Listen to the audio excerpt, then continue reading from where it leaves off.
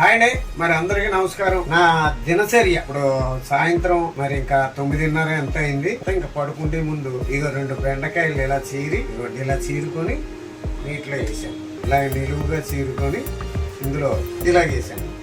ఇలాగేసి ఆ ములిగేదాకా వాటర్ వేసాను.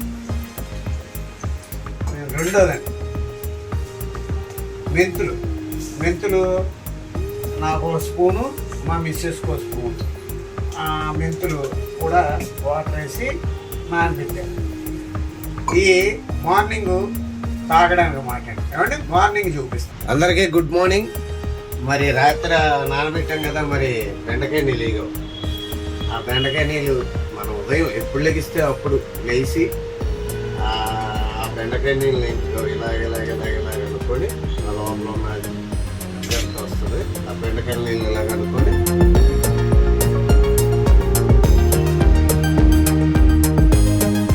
తాగేది. రాత్రి నానబెట్టుకున్న మెంతులు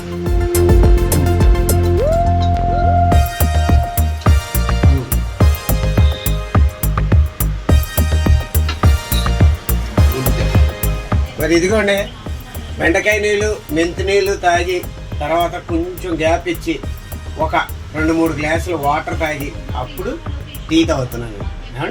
ఏమండి ఇదిగోండి, మరి టీ తాగిన తర్వాత బెండకాయ నీళ్ళు మరి మెంతి నీళ్ళు తాగిన తర్వాత మొహం కడుక్కున్నాను శుభ్రంగానే.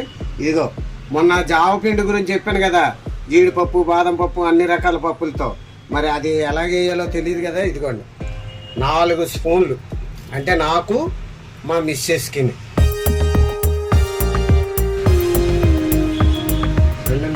2 గ్లాసులన్నర నీళ్ళు వేసుకొని కలుపుకొని శుభ్రంగానే ఇదిగోండి స్టవ్ మీద పెట్టుకోవాలి. చిన్న మంట మీద పెట్టుకోవాలండి, ఉడుకుతూ ఉంటుంది. జావ రెడీ అయిపోయింది. ఇదిగోండి ఇలాగ మన జావలాగా చక్కగా అయ్యేదాకా ఉడకబెట్టుకొని అప్పుడు అందులో కొంచెం మనకు కావలసినంత సాల్ట్ వేసుకొని గ్లాస్లోకి ఇలా తీసుకున్న తర్వాత గ్లాస్లోకి ఇలా తీసుకుంటాం కదండి. గ్లాస్ నిండా తీసుకొని కొద్దిగా పైన మిరియాల పొడి. ఏమండి ఇదిగో జావతో పాటు రాత్రి నానబెట్టుకున్న బాదం పప్పులండి తొక్క తీసేసి ఆ జావతో పాటు ఇలాగ ఒక 6 పప్పులు తింటూ ఆ జావ తాగేసి, కార్తీక మాసం కాబట్టి గుడ్లు మానేసాం కదా, ఒక 3 గుడ్లు తిన్నానంటే నువ్వు చాలండి. ఇంకా టిఫిన్ ఏమవుతుంది మళ్ళీ మధ్యాహ్నం భోజనానికి. ఏమంటే ఇదేండి నేను రాత్రి పడుకునే ముందు నుంచి ఉదయం టిఫిన్ దాకా నా దినచర్య. మరి మీకు నచ్చితే ఇలా ఫాలో అవ్వండి, నన్ను సపోర్ట్ చేయండి, లైక్ చేయండి. అందరూ బాగుండాలండి, అందులో నేను ఉండాలి. మీ రేజింగ్ రాదు.